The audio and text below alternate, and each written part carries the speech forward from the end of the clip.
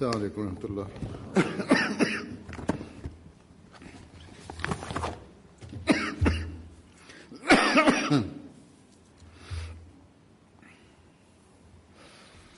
أشهد أن لا إله إلا الله وحده لا شريك له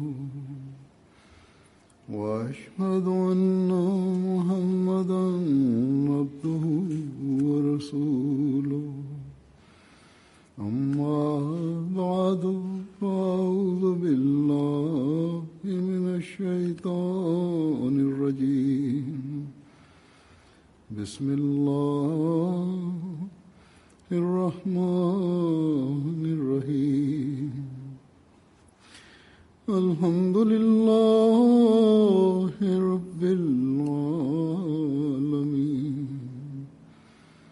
الرحمن الرحيم مالك يوم الدين إياك نعبد وإياك نستعين اهدنا الصراط المستقيم صراط الذين أنعمت عليهم غير المغضوب عليهم ولا الضالين.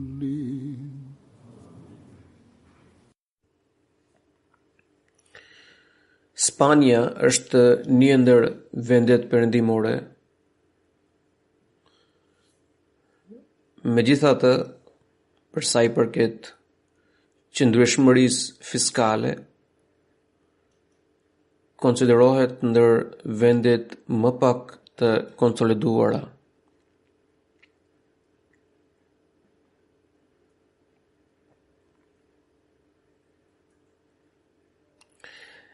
Edhe pse mundësitë e punës, të ardhurat dhe standardi i jetesës janë më të ulta se në krahasim me vendet e tjera evropiane si Francë, Gjermani apo Angli, gjendja socioekonomike është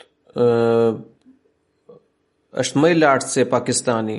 Kjo është arsyeja përse një numër i madh njerëzish vinë këtu nga Pakistani për të gjetur punë apo për aktivitetet tregtare.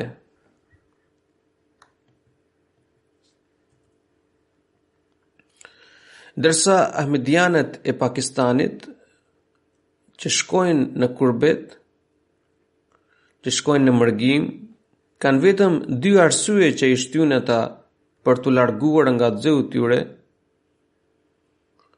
Arsyeja kryesore është vendosja e sanksioneve në praktikën e besimit dhe mungesa e lirisë fetare,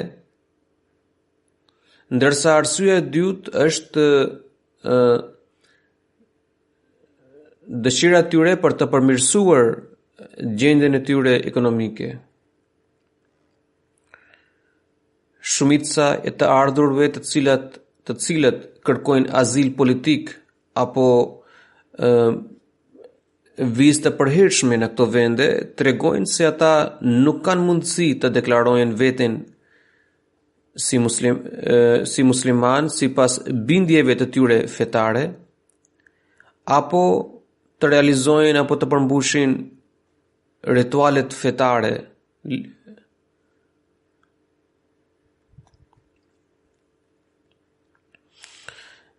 Disa për këtyre azil kërkuesve ahmedian rrëfen vetëm realitetin, vetëm të vërtetën, por ka edhe të tillë që e egzagjerojnë atë për t'u përshtatur qëllimit të tyre, për t'i arritur qëllimit të tyre. Unë kam tërhequr vëmendje disa herë ndaj kësaj çështjeje që ata duhet të tregojnë vetëm të vërtetën dhe të përshkruajnë se si në përkëmbën të drejtat tona në Pakistan në emër të fesë, Edhe nëse ata shprehin vetëm kaq se kanë të pamundur të jetojnë në këto rrethana përballë një trusnie apo torture të vazhdueshme psikologjike, unë jam i bindur që administrata apo gjykatësit mirëkuptojnë vuajtjen e tyre. Pra, sinqeriteti i tyre i ndihmon ata për të fituar mbështetjen dhe mirëbesimin dhe dëmshurinë e gjykatësve. Prandaj azil kërkuesit ahmedian nuk kanë nevojë të egzagjerojnë faktet thjesht duke u bindur avokatëve apo personave të tjerë.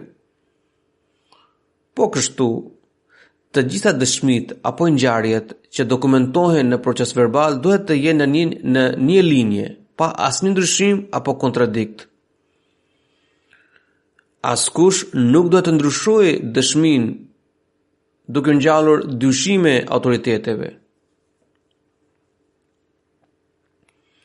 Allah i Madhërisëm ka krahasuar gënjeshtrën me idhujtarinë.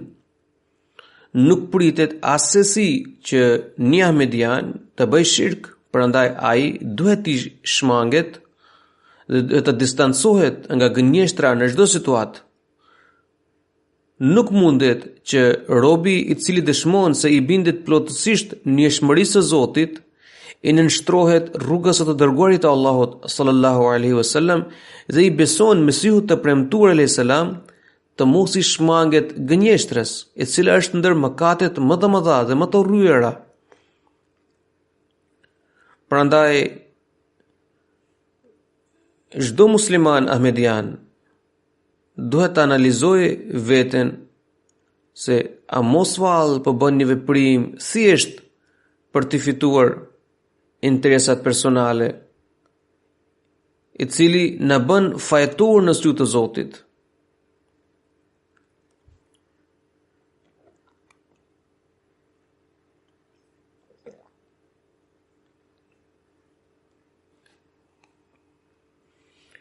Përderisa kemi lënë vendlindjen ton, vetëm për të mbrojtur besimin dhe për të qëndruar besnik fesë son dhe për të përmbajtur dispozitave fetare, atëherë ne duhet t'u japim e përsi urdhrave të Zotit, mbi çdo gjë tjetër, mbi çdo interes tjetër.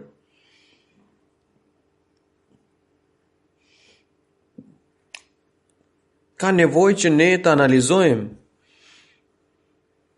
dhe duhet të shohim se cilat janë prioritetet tona duke qenë musliman ahmedian. Nëse prioritetet tona nuk përputhen me urdhrat e Zotit, atëherë kemi humbur qëllimin e këtij emigrimi.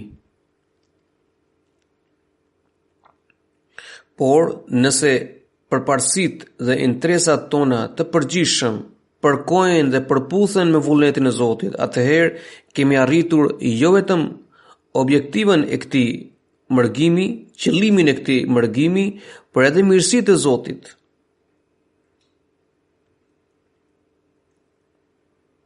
Nëse ne mbështetemi në gënjeshtër dhe dunjan e kemi bërë qëllimin e jetës sonë, atëherë ne kur nuk mund të gëzojmë favoret e Allahut.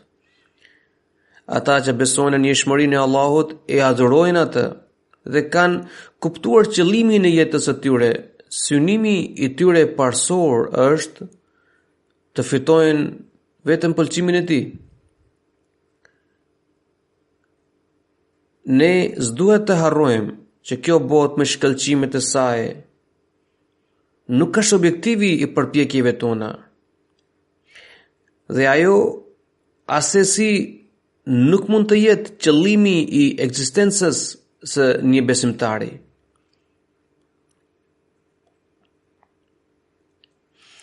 Nëse përpjekjet tona sillen rreth pëlqimit të Zotit dhe ne synojmë të arrijmë qëllimin e jetës, atëherë suksesi ynë është i garantuar. ata që i afrohen Zotit fitojnë të mirat shpirtërore dhe materiale. Pra kjo është e garantuar.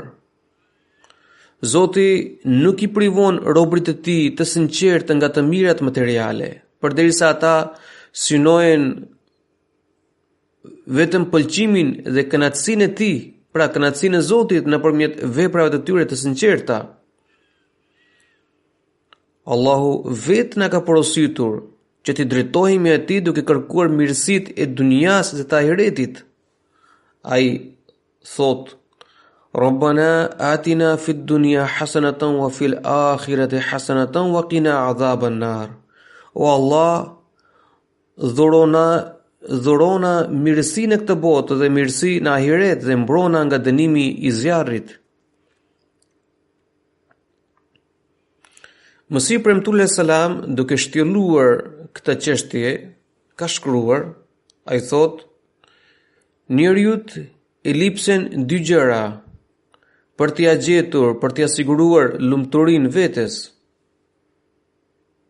Pra janë dy gjëra që janë të domosdoshme dhe janë të nevojshme për të fituar lumturinë e brendshme.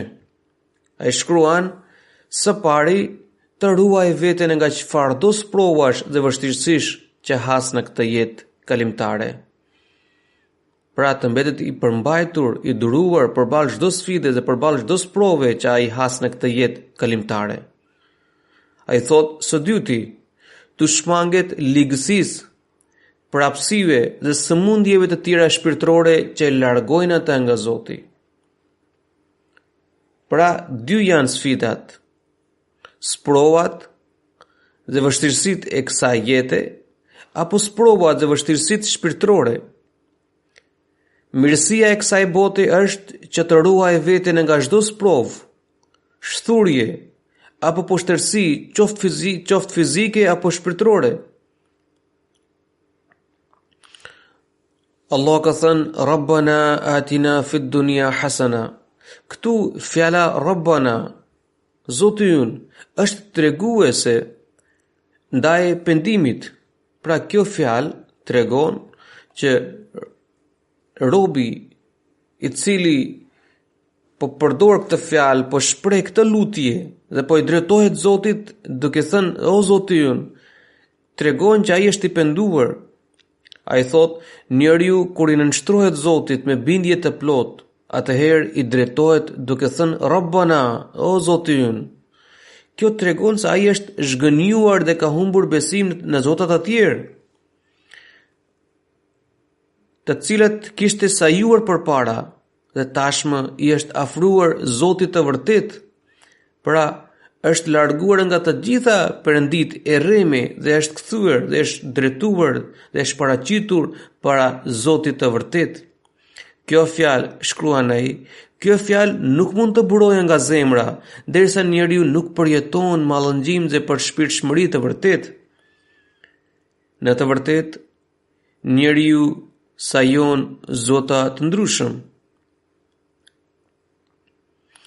Ai beson fuqimisht në dredhit dhe intrigat e veta, sikur janë zota për të. Nëse krenohet për njohurinë apo fuqinë e tij, ato janë perëndi për ta. Dhe nëse mburret për bukurinë dhe pasurinë, atëherë ato janë zota për të. Janë një sër elementesh që janë ngjitur me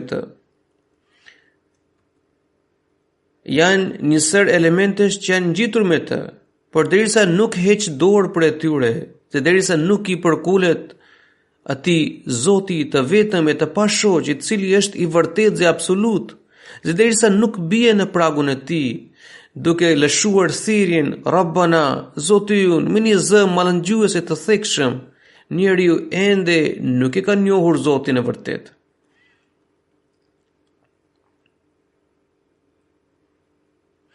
Kur njeriu pendohet, pra robi duhet të jetë i vetëdijshëm që kur ai shpreh Rabbana, Zoti yun, ai duhet të jetë i vetëdijshëm dhe i ndërgjegjshëm që ka vetëm një Zot dhe nuk ka asnjë mbështetje tjetër përpos tij. Ai thot, kur njeriu pendohet duke pranuar të gjitha mëkatet e tij me një mallëngjim dhe keqardhje të thellë dhe i drejtohet Zotit duke thënë, o Zoti ynë, vetëm ti ishe Zoti i vërtetë dhe absolut, por isha unë që sorollatesha në humbësirë për fajin tim. Unë kam hequr dorë nga të gjithë zotat e rrem dhe perëndit false dhe tashmë të nënshtrohem vetëm ty me sinqeritet dhe përkulem para teje.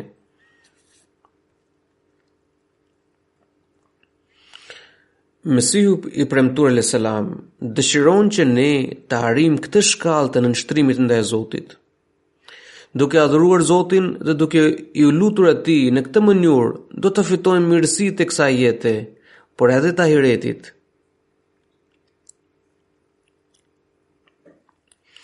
Në këtë shkallë, robi kërkon të mirat e kësaj jete me qëllim që të arrijë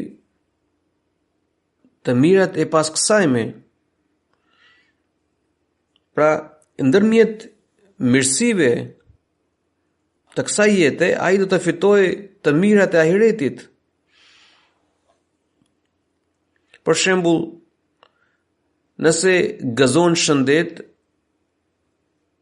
njeriu mund të adhurojë Zotin në mënyrë më të mirë. Pra, nëse gëzon shëndetin, ai e ka më të lehtë dhe ai është i aftë për të adhuruar Zotin, për të kryer adhurimet e Zotit në mënyrë më të shkëlqyer, në mënyrë më të mirë. Nëse posedon pasuri, ai mund të sakrifikojë atë për hir të fesë së Zotit, si dhe në dobitë e njerëzimit.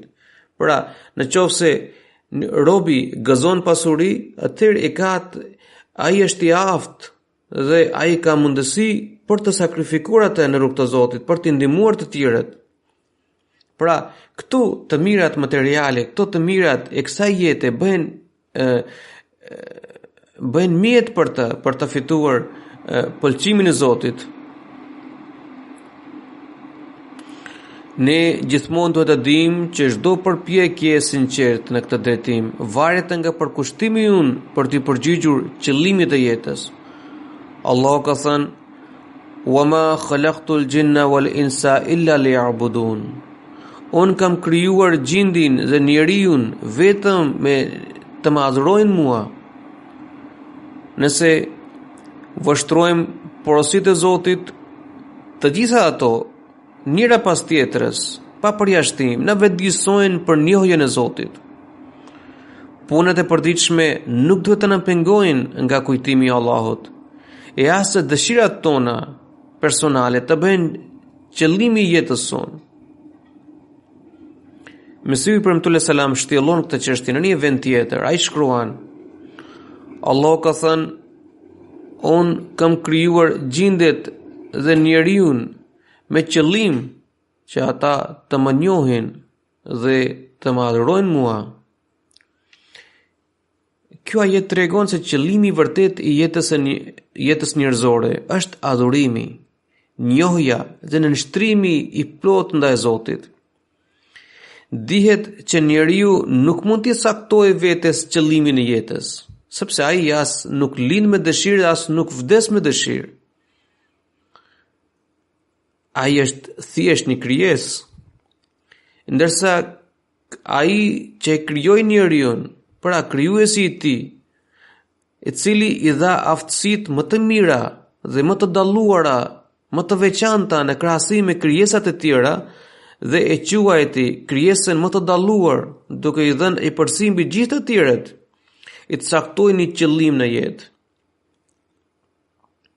Njeri da që kupton, da që nuk e kupton. Padyshim, qëllimi i jetës së tij është vetëm adhurimi, njohja dhe nënshtrimi ndaj Zotit.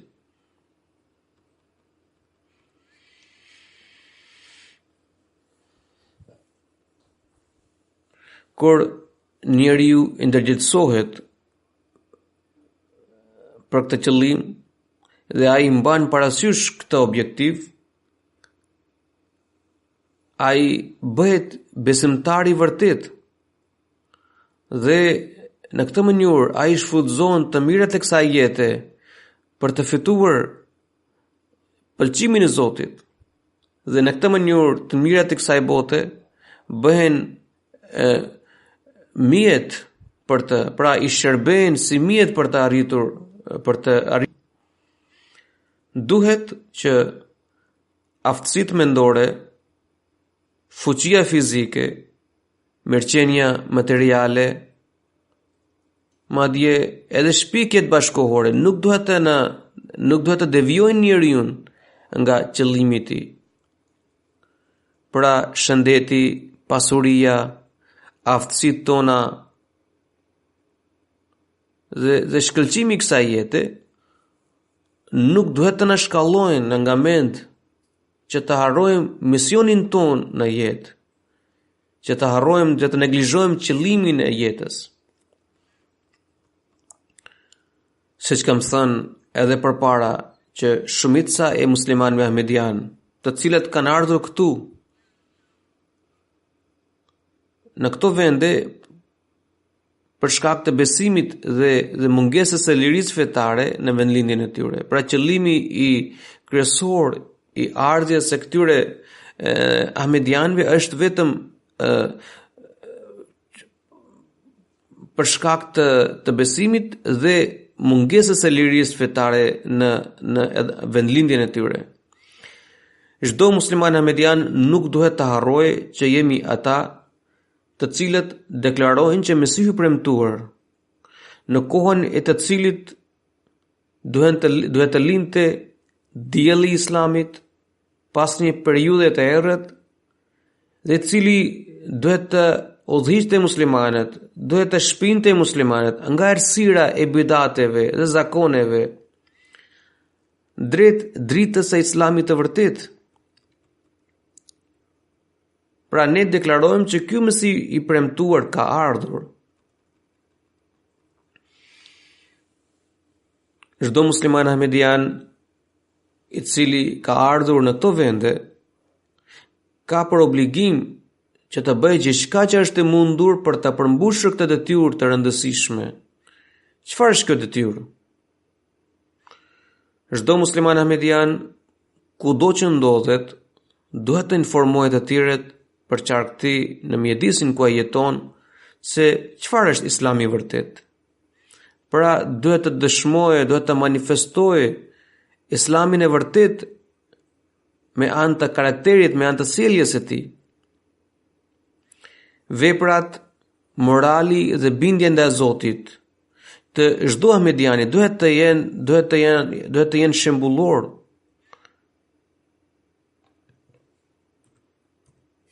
Pra veprat, morali dhe bindja ndaj Zotit të çdo ahmediani duhet të jenë shembullor që të tërheqin dhe të tjerët ndaj Islamit.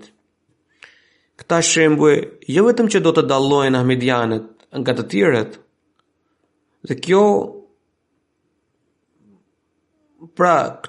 këta shembuj jo vetëm këto modele, këto sjellje jo vetëm që do të dallojnë ahmedianët nga të tjerët, por kjo do të kontribuojë ndjeshëm edhe në qeljen e rrugëve të reja të promovimit të mesazhit tonë.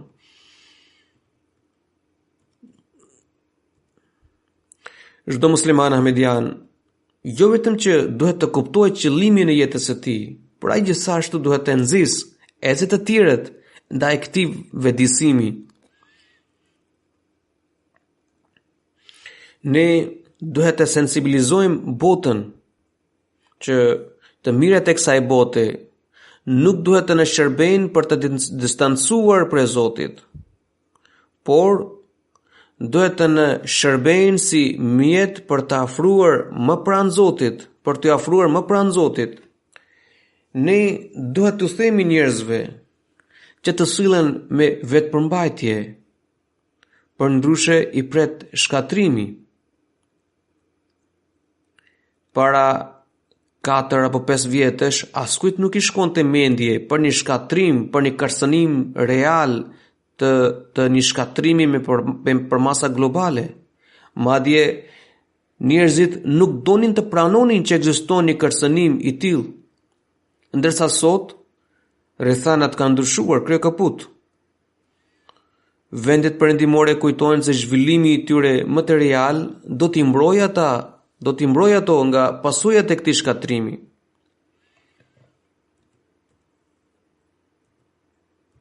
Ata mendojnë që edhe nëse pasojnë diçka, ata do të jenë në gjendje për të dalë nga situata.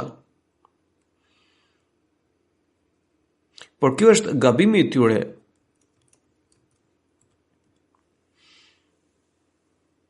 Pas luftrave, vendet e zhvilluara dhe të konsoliduara do të përqendrohen në rimëkëmbjen e ekonomisë së tyre, ndërsa këto vende që janë relativisht të dobta nga ana ekonomike dhe varen nga vende të tjera mund të kalonin në situatë akoma më të rëndë.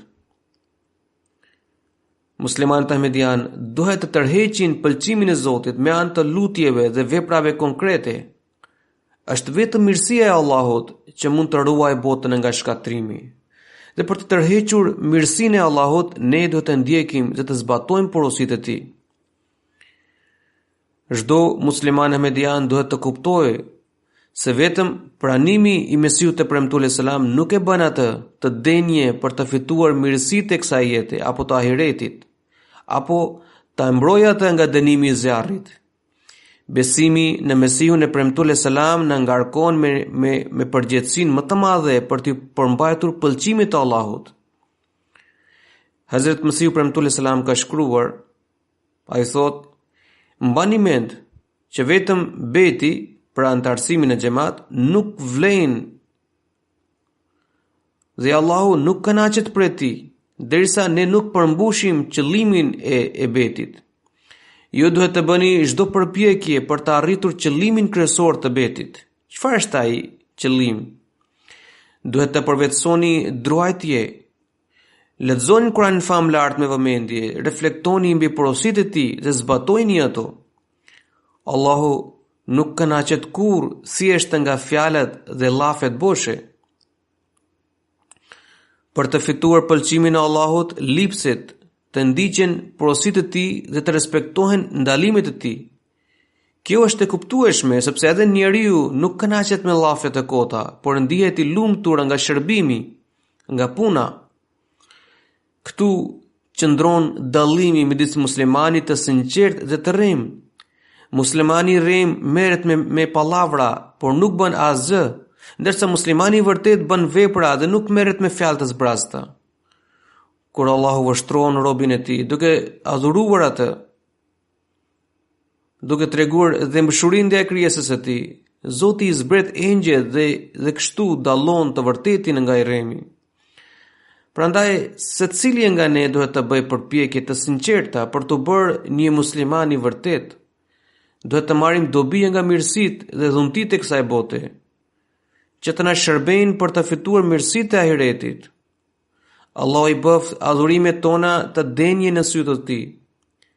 Nëse jemi detyruar të mërgojmë nga dhëun për shkak të shtrëngimeve, tashmë duke ardhur në këto vende, duhet të zbatojmë këto dispozita fetare në mënyrë më të pëlqyeshme. Allahu na mundsoft dhe na ndihmoft. Amin.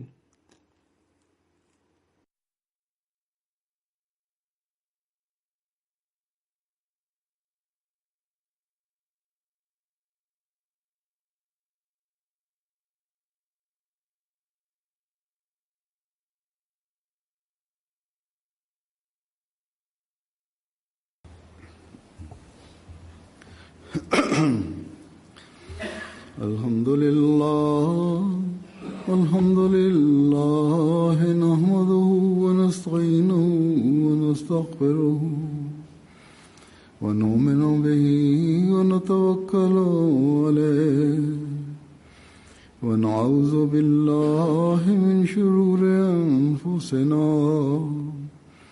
wa min sayyiati a'malina. من يهده الله فلا مضل له ومن يضلل فلا هادي له ونشهد أن لا إله إلا الله ونشهد أن محمدا عبده ورسوله عباد الله رحمكم الله إن الله يأمر بالعدل والإحسان وإيتاء ذي القربى وينهى عن الفحشاء والمنكر والبغي يعظكم لعلكم تذكرون اذكروا الله يذكركم وادعوه يستجب لكم ولذكر الله